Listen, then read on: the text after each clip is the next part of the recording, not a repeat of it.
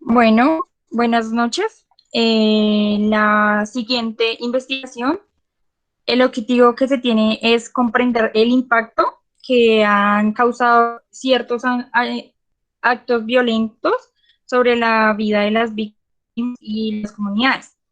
Entonces, como primera pregunta es, ¿cuál es tu nombre? Mi nombre es Rafael David Guerrero Ceballos.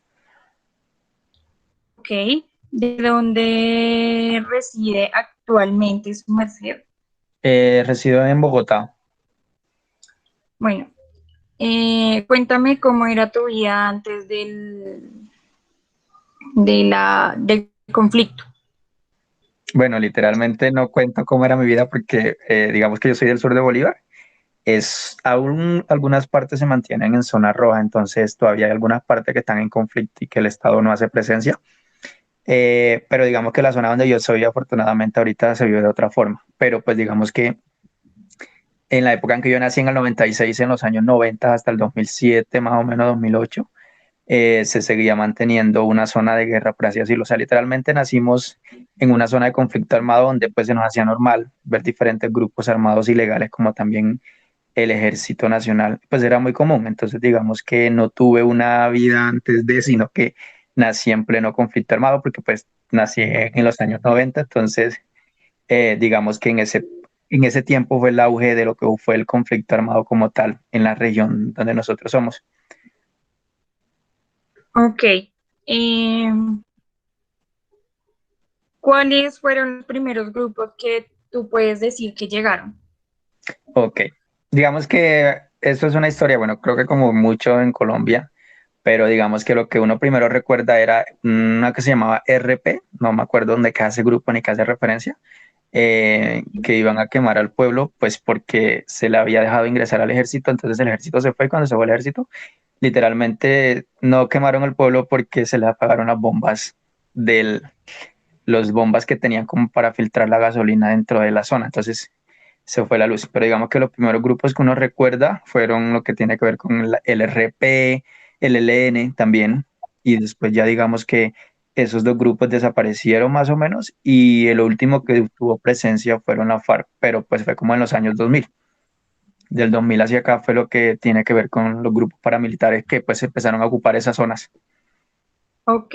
¿Me puedes repetir nuevamente o sea, dónde naciste y dónde se dio como tal el conflicto armado? O sea, ¿en Ok. qué lugar? Yo nací en el municipio de Achí, Bolívar, que queda dentro del sur de Bolívar, después del Bajo Cauca antioqueño. Digamos que queda entre la frontera como otros municipios. Pues digamos que sí, pero mi lugar de nacimiento sí fue en Achí, Bolívar, se llama el municipio. Eh, ¿Qué tipo de ayuda le brindaron las fuerzas públicas durante ese periodo de conflicto? Ok, digamos que fue bastante complejo porque allá como en todos lados se presentaron falsos positivos, entonces digamos que no había ayuda ni de un lado ni del otro, por así decirlo. Digamos que muchos fue a despejar la zona, a como diera lugar sin importar la población civil que estuviera. Digamos que no se le podía hablar a nadie en ese momento, en ese tiempo, porque si tú le hablabas o alguien se enteraba que le hablabas a algún grupo armado ilegal, ya hacías parte del grupo armado ilegal. Y llegaba el ejército y te podía tomar, podían simular un combate, te hacían pasar por un miembro de ese grupo armado ilegal y digamos que esos eran como los objetivos que tenía en ese tiempo. Y si en dicho caso te hablaba con el ejército, cuando los grupos armados, el ejército se iba porque no tenía presencia constante, sino que llegaban y se iban ambos grupos, entonces pasaba lo mismo, pero de forma, digamos que contraria. Llegaba el grupo armado ilegal, consideraba que tú eras una persona que de una u otra forma le compartía información al ejército, a la fuerza pública, y también terminabas tú siendo asesinado. Lamentablemente, digamos que muchas personas, sí, o sea, literalmente allá era no hablar con alguien desconocido. Era la única forma de uno mantenerse como al margen de todo esto. Pero que yo diga que hubo una ayuda de la fuerza pública para solucionar esto, que haya ayudado a la población civil, no.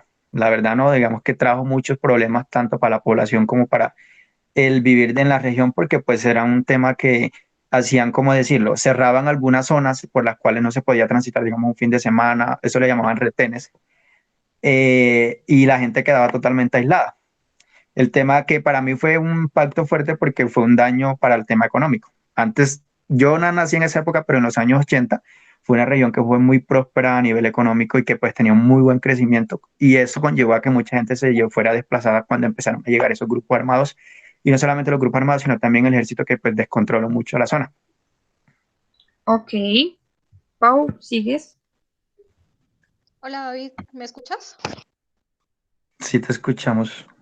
Hola, ¿cómo estás? Mira, mi nombre es Paula y yo soy la otra persona que también te va a entrevistar. Entonces, Ok. te voy a hacer una serie de preguntas y bueno, yo quiero que me comentes qué ayuda te brindó el gobierno después de todo lo sucedido. Bueno, Ok. qué ayuda económica y en cuánto tiempo. Hasta ahorita estamos todavía esperando reparación y hasta el momento nada. Hablando, digamos que la única ayuda que yo siento que hasta el momento me ha servido es por el tema de la prestar el servicio militar. La verdad considero que para mí sería una pérdida de tiempo, porque pues no me va a aportar nada a mi vida. Voy a prestar, voy a perder un año y medio, un año a donde me toque irme y voy a devolverme y voy a seguir siendo una persona normal sin ningún conocimiento adicional que me sirva para entrar a una vida laboral. Pero a nivel económico, la verdad, hasta el momento no hemos recibido reparación. De hecho, hasta ahorita, para con mi abuela, es que está haciéndose el trámite, porque como ella es una persona de la tercera edad, eh, hasta ahorita le están, digamos que estamos tratando de hacer las vueltas para que le den agilidad al proceso, porque pues se supone que como ser una persona de la tercera edad puede en cualquier momento, digamos que fallecer o algo así, y que se le tiene que dar prioridad, pero hasta el momento ayudas como tal no hemos recibido. Hay otra ayuda de hogar que tampoco, pues es que el tema, lo complejo de eso es un tema que es muy burocrático y de muchos trámites y por lo menos yo en lo personal y las personas que nosotros estamos, mis hermanas, porque todos estamos en todos lados, digámoslo así, eh, no nos alcanza el tiempo, digamos que porque todo eso se tiene que hacer o tú tienes que dedicarle tiempo, tienes que ir a hacer colas y filas a las, wow, llaman eso, pedir permisos y obviamente uno trabaja o uno estudia todo el tema y pues no se permite. Digamos que lo único que también hubiese podido yo acceder es al beneficio educativo, pero digamos que encontré trabajo en una empresa que me da esos beneficios y pues digamos que adquiero el beneficio de la empresa y no estoy adquiriendo el beneficio que me da el Estado de pronto más adelante. Y también es un trámite muy grande. Pero digamos que yo sienta que me hayan ayudado en algo muy buenos beneficios, no, la verdad, porque ni siquiera reparaciones económicas hemos tenido. El proceso está en trámite y ya lleva como unos 10 años y es complejo porque se supone que la ley terminaba en el 2019 y si no estoy mal hicieron la postergación como por 5 años más, no me acuerdo la verdad, pero era una ley que tenía un vencimiento, hicieron una postergación un poco más porque la verdad todas las personas que han sido víctimas de conflicto armado todavía no se les ha dado reparación. Y ninguno de nosotros, ni de mi familia, ni de nada, hemos recibido, digamos que algunos sí ya han recibido, pero digamos que de mi grupo familiar, de mis abuelos, mis papás, y nosotros hasta el momento no. Ok, Listo. y discúlpame a mí por no haber presentado. Bueno, mi nombre es Michelle Martínez y pues, o sea, el presente con esta encuesta es porque, digamos, estamos estudiando Derecho, vamos en primer semestre de Derecho y pues es un requisito para una materia, ¿sí? Ok. Bueno, como me dices que no, o sea, no te brindaron ayuda ni el gobierno ni las No. fuerzas públicas, creo que tampoco te brindaron esto, digamos, una ayuda profesional o psicológica de salud mental oportuna, ¿verdad? No, la verdad es que es lo que yo te comento. El tema de las soluciones que se dan para el tema de las ayudas que le dan a unos sociales por el conflicto armado son muy burocráticas y es una dependencia tenaz, digamos que de una información que demora mucho y es de de mucha insistencia, por así decirlo, y nosotros como tal no hemos podido, digamos, acceder, por así decirlo, a esas ayudas porque pues siempre hemos estado como, o sea, nosotros salimos de esas zonas y nos dedicamos hoy a trabajar, a mirar cómo salíamos de una otra forma adelante, cada quien pues en lo suyo y pues por lo menos yo que me fui a los 14 años ya prácticamente, pues fue a estudiar y fue todo el tema como que bueno, empecemos de cero por así decirlo, pero nunca recibimos digamos que ayuda pues, psicológica, todo el tema, no, ninguna de mi familia. Entonces sí, no, la verdad no. Y por ese Y mismo te tema, porque pregunto, es un proceso muy largo en el cual tú tienes que ir constantemente, generalmente siempre es entre semana, porque todos los servicios de las entidades son en días hábiles y muchos de nosotros trabajamos, entonces no tenemos acceso a esos, digamos que beneficios a menos de que pues usted se encuentre sin trabajo. Generalmente las personas que han tenido ese acceso, que han sido primos y eso, son personas que son amas de casa, digamos que los esposos trabajan pero ya no, y son los que hacen todas esas vueltas y esos trámites. Ok, ¿y actualmente tú con quién vives? Yo actualmente vivo con una tía. Mientras estoy acá en Bogotá, viví con una hermana. Mi otra hermana vive en Medellín, mi otra hermana vive en Barranquilla, somos cuatro.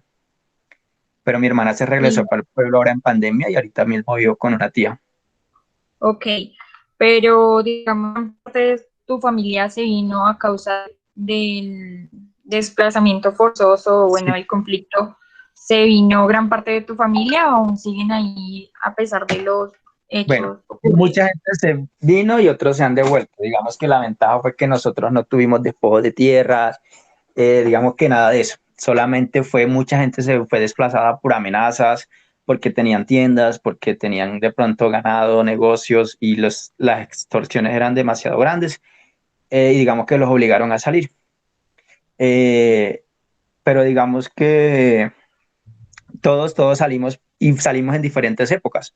Hubo muchas migraciones, por así decirlo, dependiendo, digamos que de la generación. Por lo menos la última generación que salió fue la generación de nosotros y fueron jóvenes. O sea, es que hubo un tiempo en que ya las personas podían convivir en esas zonas, pero el problema era con los jóvenes, que llegaban los grupos armados ilegales y le exigían a los papás que les tenían que dar un hijo para, digamos que ser miembro de la organización, lo que sea. Entonces, usted vivía en una zona rural y salía a un pueblo a estudiar, entonces usted se lo paraban por el camino en la carretera, lo paraban y le decían, no, usted me lo llevo, usted es hijo de no sé quién. Entonces, el riesgo era ese. Entonces, digamos que muchas veces los que salieron, los últimos que salieron fueron jóvenes por ese riesgo que estaban corriendo, digamos que por el tema de que le exigían a los papás que tenían como que darle un hijo, por así decirlo. Entonces, eh, sí, digamos que eso fue como, fue la última generación que tuvo como ese inconveniente, porque las demás sí salieron. De hecho, en el 99 hubo una migración grandísima de un corregimiento que prácticamente quedó sin personas por el mismo tema, porque pues digamos que si la persona era muy cerrada, de hecho por lo menos fue un bombardeo que hizo el ejército y prácticamente dejó al pueblo, le dio 7 minutos para que salieran y literalmente destruyeron el corregimiento. Entonces, y son cosas que todavía no están ni registradas, porque de hecho eso en el sur de Bolívar todavía no está registrado y pues todavía hay muchas cosas de conflicto allá que no se han solucionado. Pero sí, digamos que yo vivo con una tía, mis papás están ahorita mismo en el pueblo, digamos que ahorita mismo las cosas están mucho mejor allá que en el tiempo que nosotros salimos. O sea, ha habido un retroceso, mucha gente se fue y ha vuelto, pero muchos crearon ya vida afuera y pues digamos que se quedaron por fuera. Ok, vale, Pau, sigues. Listo, bueno, entonces, bueno, a base de todo esto que nos has venido comentando, estos grupos, ¿cómo cometieron, digamos, estos hechos violentos en tu núcleo familiar? O sea, Okay. pasa. Digamos que el tema es que gracias a Dios dentro de, pues, digamos que mis papás, mi mamá y todos nosotros nunca, no hay muertos dentro del núcleo familiar de nosotros, pero de nosotros personas conocidas y de por lo menos el tío de una cuñada de mi mamá sí fue asesinado literalmente llegó un tiempo en que no se podía estar en una finca solo, porque llegaba el ejército y te sacaba y te disfrazaba de guerrillero y te hacía pasar por guerrillero y a todos le daban vacaciones. Eso fue más o menos para el 2005, 2006. Entonces el último caso sí fue, digamos, con un familiar cercano que lo disfrazaron de guerrillero, después se desapareció y cuando lo encontraron fue en la cabecera municipal, disfrazado de guerrillero y que había muerto supuestamente en combate y esos hechos todavía están en proceso de reparación. Lo otro era que torturas sí hubo muchas, porque digamos que tú podías salir del campo al pueblo para hacer mercado, como se hace generalmente los domingos en las zonas rurales, y te podían amarrar todo el santo día en el sol, porque a mi papá le pasó como unas 2 veces con unos tíos que los amarraron, o sea, al sol, porque decían que eran personas que hacían parte de grupos armados ilegales, sin serlo y sin tener prueba. El otro tema era que tú nunca podías dejar la cédula en ningún lado. O sea, si no tenías cédula o identificación, te podrían desaparecer literalmente. Y pues digamos que en lo personal hizo más daño a las personas, aunque los grupos armados ilegales extorsionaban a la gente, no asesinaban en ese caso. pero digamos que el ejército sí fue el que cometió más asesinatos en la zona. De hecho, el último fue digamos que un primo lejano que era un fotógrafo y lo confundieron con alguna persona y le dieron 3 disparos ¿cómo es que se llama? Al frente en un puerto, porque eso es una zona portuaria. Entonces, digamos que en un puerto que se llama Puerto Venecia, o sea, ustedes todos estos datos los pueden consultar. Le dieron 3 disparos a la persona solamente y después se dieron cuenta que no era el que estaban buscando, sino que tenía la misma camisa. Y literalmente lo asesinaron. O sea, tú podías literalmente en cualquier momento morir y era por un accidente solo porque te confundieran con alguien más. Ok, y bueno, ¿por qué, o sea, cuál era el objetivo de estas personas? ¿Tú por qué crees que sucedía todo esto? Ok. Bueno, yo fui una persona que siempre me pregunté mucho las cosas, ¿sí? Digamos que yo siempre me traté de estudiar, traté de buscarle la lógica del por qué pasaban esas cosas. Y la verdad, pues digamos que eso en un momento se volvió un corredor de drogas, por así decirlo, que venía del centro del país y como era una zona tan montañosa y pues olvidada por el Estado, eh, digamos que por ahí era muy fácil, digamos que tener un corredor de drogas que llegaba hasta el Urabá, que es la zona donde quedaban los paramilitares. Entonces, yo más que todo veo es por eso, intereses, digamos que de drogas, de financiación ¿de qué? Sí, o sea, no le veía lógica y nunca le vi lógica a, ¿cómo diría? Como una ideología, como empezó todo el tema, porque era una ideología, eran grupos armados ilegales que buscaban el tema de que los campesinos, eh, digamos que hubiera más presencia del Estado. Por eso surgieron las guerrillas, se supone. Pero después ya con el tiempo para mí esas ideologías son totalmente obsoletas y hoy en día para mí lo son. Ahorita pues son temas de intereses ya económicos, ya de intereses digamos que de cubrir zonas digamos que corredores de narcotráfico, porque en eso prácticamente se convirtieron. Y pues lo del ejército lo veo, pues no sé, se supone que eso fue presión, porque para nosotros, a nosotros esa zona nos hizo daño todo, no solamente los grupos armados ilegales, sino también el ejército. Y en el ejército lo veo, pues es como la exigencia que le tenía el Estado, que pues era, digamos que tenían que cumplir con ciertos requisitos o con ciertos tipos de bajas y tenían que pues dar resultados aun cuando ya no había gente a quien matar, por así decirlo, o no conseguían a nadie. Entonces, pues yo considero eso, o sea, digamos que intereses económicos ya, o sea, ya eso no tiene ideología, ya no tiene un pensamiento, ya no, o sea, nada, ya es más, digamos que más son esos intereses que pues al final nos están haciendo daño a nosotros y pues uno ve que el círculo vicioso sigue, digámoslo así, que pues esto hasta el momento no ha cambiado y pues yo creo que es por eso, porque allá pues digamos que el tema educativo no se invierte tanto. Ok, listo, dale. Y bueno, en ese tiempo, ¿en qué trabajaban? Bueno, tu familia en qué trabajaba, de qué vivían, En el tiempo que estuvimos por fuera, ¿sí?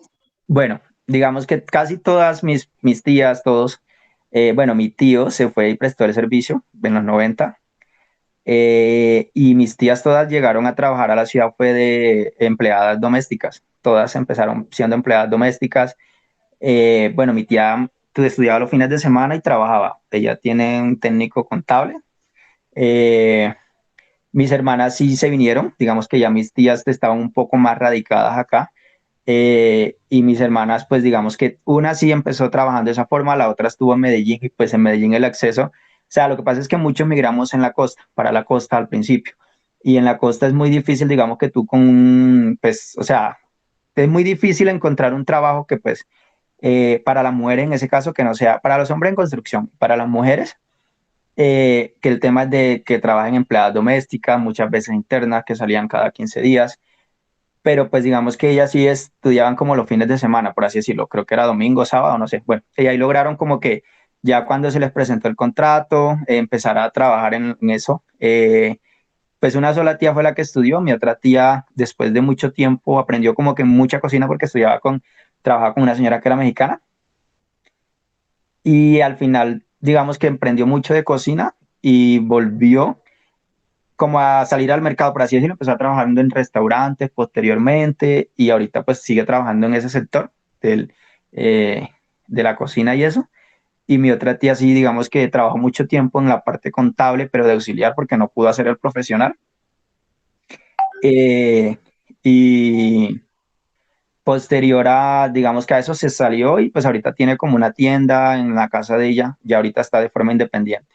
Pero digamos que yo te hablo en relación a la familia de mi mamá, porque pues es con la que más tengo, digamos que siempre con la que más he tenido contacto. Por la de mi papá sí hemos sido un poco más como que separados, por así decirlo. ¿En ese tiempo vivías con tus padres y tus hermanos? No, nosotros nos separamos. No, yo desde los 12 años vivo, bueno, nosotros, bueno, mis hermanas se fueron a los 12 años porque allá ese era como el límite de edad para que tú tuvieras ir o sea, volártele, por así decirle, o evitar que te pudieran tomar las personas de los grupos armados ilegales para a que hicieras parte de esos grupos. Entonces casi todo el mundo se iba tipo 12 años. De hecho hay una gran diáspora en toda Colombia de estas generaciones porque ya no le exigían, o sea, ya los papás, si no le exigían era prácticamente tener hijos para que se los dieran a ellos para que siguieran como que apoyando este tipo de conflicto. Entonces nosotros todos a los 12 años, yo no vivo con mi papá desde los 12 años. Digamos que mi papá sí fue como que tiempo cuando las cosas se complicaban, se iban y después cuando veía que se arreglaban, se devolvían. Pero digamos que yo desde los 12 años fue que no vivo prácticamente relativamente con ellos. Yo viví con tíos o los últimos 2 años del bachillerato viví con una hermana que pues ya era como más mayor porque yo soy uno de los últimos, bueno, el último. Y ya después cuando ya terminé el bachillerato ya me vine a vivir con otra hermana acá en Bogotá. Ok. ¿Tú crees que, o sea, referente a los grupos o los actores armados, era diferente el trato con hombres o era diferente el trato? O sea, ¿cómo era el trato con los hombres y las mujeres? Bueno, digamos que pues lo que uno percibía, porque pues digamos que uno no era dentro de la zona, la verdad era como que bueno, era complicado porque digamos que las mujeres eran niñas prácticamente. Usted veía niñas de 14, 15 años, 16 años, pero personas que pues obviamente uno no conocía, venían de otros lugares, de Antioquia, eh, pero pues uno veía que el trato era como relativamente igual, o sea, no había una diferencia de género, todo el mundo andaba con sus morrales grandísimos, con fusiles, con pesos prácticamente iguales, camuflados, botas de caucho. Eh, pero digamos que, o sea, uno en lo que más o menos lograba percibir, pues era como igual, o sea, no había una diferenciación de género, por así decirlo. Aunque sí se hablaba mucho del tema de que a las mujeres era como un poco complejo porque en muchos casos los altos mandos cuando eran niñas las tomaban como de, ¿cómo decirlo?, objeto sexual, por así decirlo, las hacían abortar. En muchos casos pasaron niñas que las llevaban porque el riesgo era que también si tú eras enfermera también te podían llevar o te llevaban a alguien a la casa tuya, una muchacha con aborto, y el riesgo era que tú la atendías a ella, pero entonces ya venía el ejército y te consideraba a ti parte del grupo. Mejor dicho, eran muchos temas bastante complejos, aunque ahorita todo eso ha terminado, la seguridad ha mejorado mucho, la verdad. Pero pues Sí. a mí me parecía muy complicado todo ese tema, pues con las mujeres especialmente. Ok. ¿Y tú cómo te recuperaste después de todo lo ocurrido? O sea, Bueno, yo la verdad hay algo que nunca siempre le he reclamado al Estado, y la verdad que sí, las cosas con la familia nunca se recuperan, y digamos que el pasar una infancia lejos, casi todos, aunque ya uno tiene 12 años, lo que sea, uno tiene que verle el lado positivo a las cosas. Pero digamos que el tema de que tú te vivas separado de tu familia, eso crea un desapego, por así decirlo. Entonces yo pienso ¿qué? Que es duro, todavía uno acuerda y cosas que no supera de ese tema. Digamos que el tema del desapego es fuerte, pero también como que es fuerte recordar, digamos, que situaciones que mucha gente se les hacen normales, pero pues que uno no vivió, por así decirlo. Nosotros, de hecho, tenemos mucho tiempo que ni siquiera nos podemos encontrar todos cuatro porque ninguno nos coincide en los horarios, por así decirlo. Uno sí tiene vacaciones, el otro no. A veces demoramos mucho tiempo, a mucha gente se le hace muy como que tenaz que uno demore 2 años sin ver a los papás, un año, digamos que no le da el tiempo, no puede viajar y ellos tampoco. Pues para uno es ya como más normal, pero digamos que para mí lo duro fue la infancia. Digamos que es duro crecer tú como que prácticamente solo, aunque te haces responsable, esas cosas pues digamos que pues cada persona tiene que vivir su etapa, se supone. sí, claro. Pau, Bueno, ¿tú qué piensas o cómo crees que podemos hacer para que estas cosas no se vuelvan a repetir? La verdad, en mucho tiempo juzgué mucho el tema de los grupos armados ilegales y le echaba toda la culpa, prácticamente. Yo me preguntaba muchas cosas y leí muchas cosas respecto a todo el tema del conflicto armado, por qué surgió, cómo se presentó, qué está pasando, qué pasó. Y pues para mí la solución siempre ha sido invertir en educación. Digamos que yo creo que si una persona o una persona del campo tiene otra opción o tiene otras miradas respecto a la vida, porque es que muchas veces se llevan a niños engañados, o sea, tienen 14, 15 años, ya no tienen un colegio a donde ir a estudiar, porque pues ya en esa zona ya no hay acceso a, digamos, con bachillerato o algo así. Y les pintan muchos temas que los engañan, o sea, les dicen, no, te damos tanto mensual, te damos una bonificación, te pagamos, y él sin ganar un peso, porque pues digamos que en esas zonas pues prácticamente usted vive del día a día. Esos niños se van y pues digamos que después cuando están allá es cuando se dan cuenta que pues no son como le habían indicado esos temas. Y digamos que para mí es eso. Yo creo que el tema está en invertir mucho más en educación de lo que estamos invirtiendo. Yo creo que, y siempre lo he dicho, mi mayor protesta hacia el Estado colombiano ha sido estudiar, la verdad, porque uno estudiando se da cuenta de muchas cosas y que el tema no solamente pasa por los grupos armados ilegales, sino que pasa por la corrupción y la inestabilidad del Estado, que pues en lo que yo pienso no le conviene invertir, porque pues yo creo que si invirtiera mucho más en educación, nosotros ahorita mismo estaríamos en conceptos totalmente diferentes y en situaciones muy diferentes, digamos que tanto a nivel económico como la calidad de vida de las personas. Que es que digamos que si tú invirtieras, digamos que en temas de agronomía en esa zona para que, digamos que las personas puedan trabajar el campo, puedan sacar sus productos, hasta ahorita es que ya en la zona hay muchas carreteras, digamos que pavimentadas por el post-conflicto, que fue la recuperación o por el tema de los beneficios que le dieron a las personas para que, como justicia y reparación, crearon muchas carreteras. Hasta ahorita es que se están dando todos estos temas en esas zonas. Y que pues ahorita va uno y ha encontrado muchas mejoras, la verdad, en esos pueblos, han mejorado las plazas, han invertido mucho para el tema de la verdad, justicia y reparación, pero pues en lo que menos han invertido para mí es en lo más importante, que es en educación, y yo creo que si invirtieran mucho más en educación, para mí esa es la solución, la verdad, que se esforzaran mucho en que las zonas rurales se educaran. Sí, es cierto. Y de todo esto, ¿qué has aprendido? De todo esto que ha ocurrido, ¿qué has aprendido? Okay. La verdad, aprendí mucho y lo aprendí más acá en Bogotá cuando llegué, y es a no juzgar a nadie por las apariencias, por cómo se ve, cómo se viste, cómo es. Uno antes de juzgar a alguien tiene que conocer a las personas. Y pues digamos que lo que aprendí y me ha costado mucho es a no odiar, independientemente de todo lo que haya pasado o todas las cosas que nosotros hemos pasado. Y fue un conflicto muy fuerte que estuve y digamos que para el tema del proceso de paz, con mis hermanas, con todos, muchos decían que no, que cómo le iban a dar plata a esa gente que hizo de todo, que extorsionó, que aún seguía extorsionando. Y yo creo que la verdad es como que si tú sigues con esos rencores, pues no vas a tener paz. Y eso ha sido lo más duro, la verdad. Entonces, en el concepto que pues llegamos, porque pues yo la verdad sí soy muy votante y todo el tema, porque pues me dan mal genio mucho las injusticias, es como que yo les comenté al final, fue como que, bueno, ustedes quieren que esto siga pasando y lo que nos pasó a nosotros les pasen a muchas personas más, porque si no, esto nunca va a acabar. Y otra de mis conclusiones es que esto no se acaba con una guerra.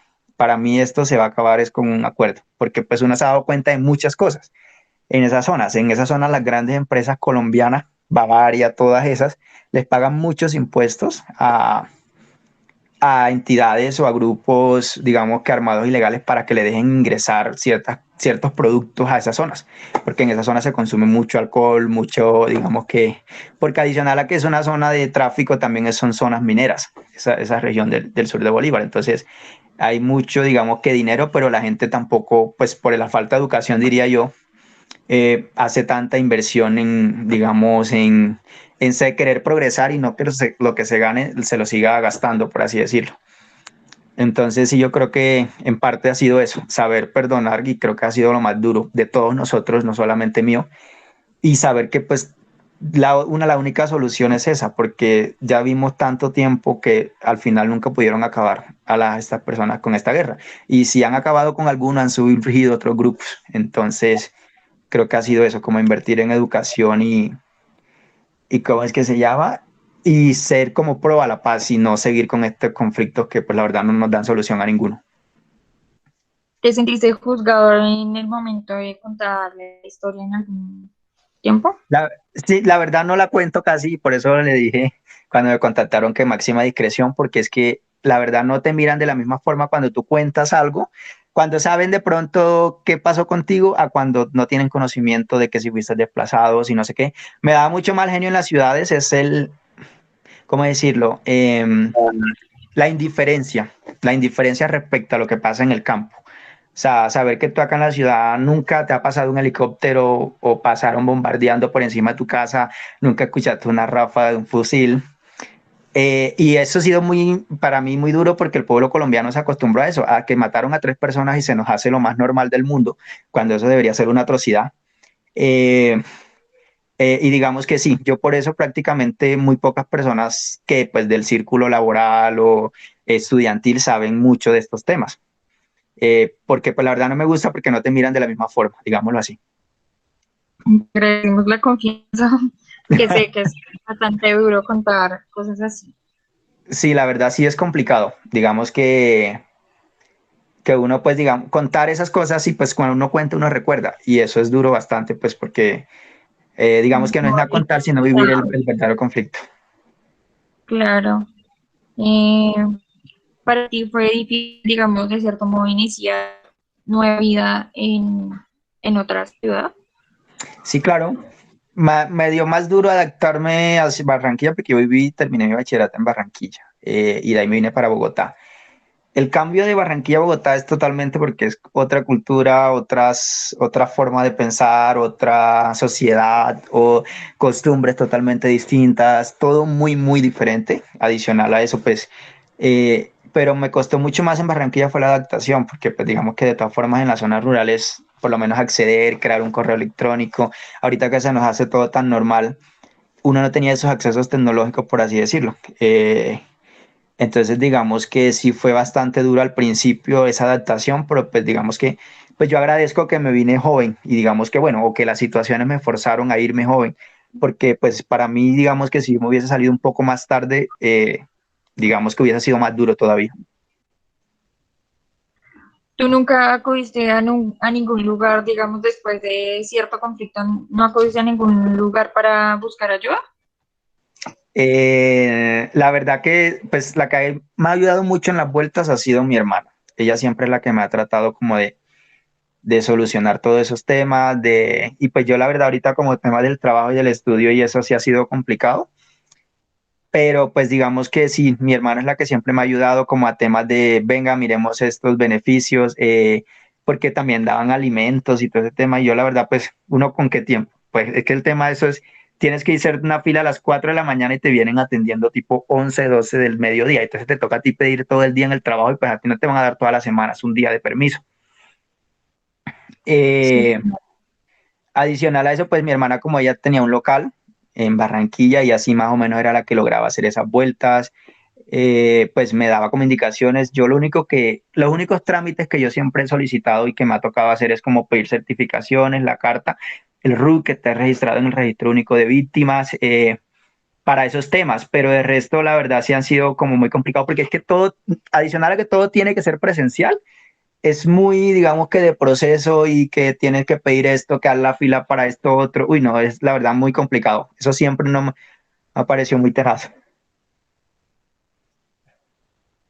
Listo. ¿Cómo catalogas tú la ayuda del gobierno bueno, sí, la ayuda que le brinda el gobierno a las víctimas de conflicto en cuanto a salud mental?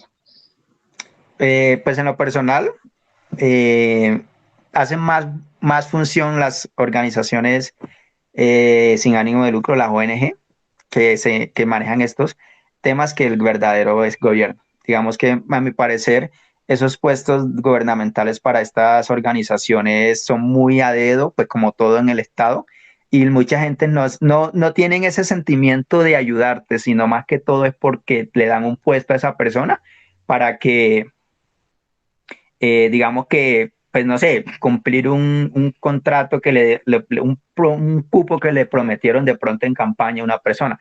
Entonces son temas que generalmente cada 4 años o cada contrato viven cambiando las personas y pues para mi parecer no lo hacen con ese corazón por querer ayudar. Muchas de estas organizaciones que son del Estado y a mi parecer lo hacen mucho mejor o ONG que son independientes del Estado, organizaciones sin ánimo de, organizaciones independientes, por lo menos allá llegaba mucho y aunque no es una entidad que se preocupe por el tema de las, ¿cómo decirlo? No es una persona que ayude en el tema psicológico, sino en la parte médica. Tenía mucho más presencia que el Estado. Por ejemplo, Médicos Sin Fronteras en esa zona ayudó mucho a muchas personas, a muchos que no tenían ni siquiera, podían salir de la zona por lo complicado de las vías, a atender partos, mejor dicho, o sea, en mi concepto el Estado no ha estado con la presencia que se necesita y adicional no ha, digamos que no colocan esos cargos a personas que sí tengan esa devoción para atender a la gente. Tú vas a una guau, que son las partes donde te atienden, o no sé cómo se llaman ahorita, tengo como 2 años que no voy por allá, y parece que estuvieran tratando, no sé, o sea, una cosa de loco.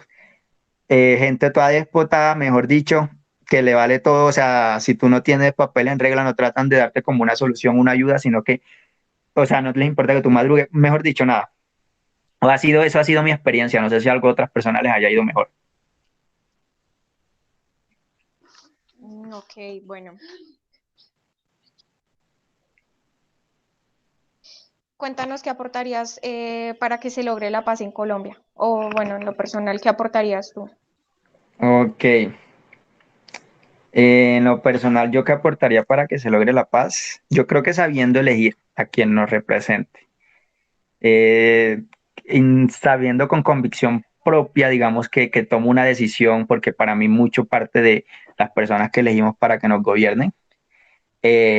Decisión propia, independiente, porque aquí se paga mucho el voto, sin que me den un peso, por así decirlo, y que pues digamos que adicional a eso, pues yo contribuyo a la paz siendo yo también pacífico, o sea, yo creo que la paz está en cada uno de nosotros, cada uno tiene que hacer su aporte para que estos conflictos no sigan, digámoslo así, a que yo te respete a ti independientemente que tengas un pensamiento diferente al mío, y que pues independiente de eso podríamos convivir y debatir sin necesidad de llegar no sé, a las armas, a pelear, digamos que o sea, todo se puede con el diálogo y yo creo que eso sería como un aporte bastante importante, que logremos y que yo logre aportar en ese sentido de que respeta a las demás personas independientemente que no piensen igual que yo.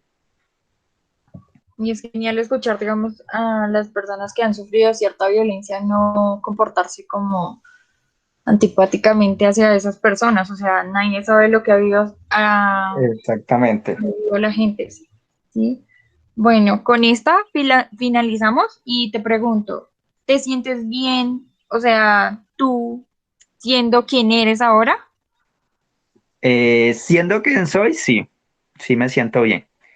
Pues me faltan muchas cosas por lograr, por así decirlo, pero sí, hasta el momento sí, de una u otra forma hemos logrado, aunque han sido duros, la verdad nunca ha sido fácil, aunque pues dicen que nada en esta vida es fácil, pero sí, digamos que sí me siento bien siendo quien soy ahorita mismo. Lo único duro para mí siempre ha sido como que hemos estado bastante separados todos. Eso, el conflicto, pues para mí la consecuencia de eso fue que separó a toda nuestra familia como tal y nos hizo ser muy indiferentes, no indiferentes, ¿cómo decirlo? Como muy separados cada uno del otro. Entonces, eso ha sido lo duro. Pero sí, como siendo quien soy ahorita, sí, aunque me faltan muchas cosas por mejorar, la verdad. Pero sí, digamos que todo es un proceso, la verdad. Cada persona está en plan de mejorar todos los días. Y de verdad te agradecemos mucho porque en cierto como que es aprendizaje para nosotros mismos porque a veces como que también actuamos de esa manera, como que tratamos a las personas indiferentes sin saber en realidad cuál es su historia, de dónde provienen y eso, ¿sí? Te Ok, agradecemos de verdad por tu disposición, por todo, porque de verdad está súper y esperamos que en algún momento, de cierto modo, pues se te cumplan todos tus sueños y que ese tiempo, aunque haya sido difícil, se pueda superar y que sigas adelante con todo lo que tienes en mente. Ok, vale, muchas gracias a ustedes. Pues la verdad sí es importante como que hacer conciencia de estos temas que casi pues, se hablan, pero pues no somos como tan, eh, por así decirlo, no lo vivimos al día a día, entonces por eso como que a veces también se nos pasan un poco. Sí, de verdad, mil gracias, David, de verdad, muchas gracias y esperamos que todo mejore, ¿vale? Ok, vale, gracias a ustedes. Vale, Gracias. gracias.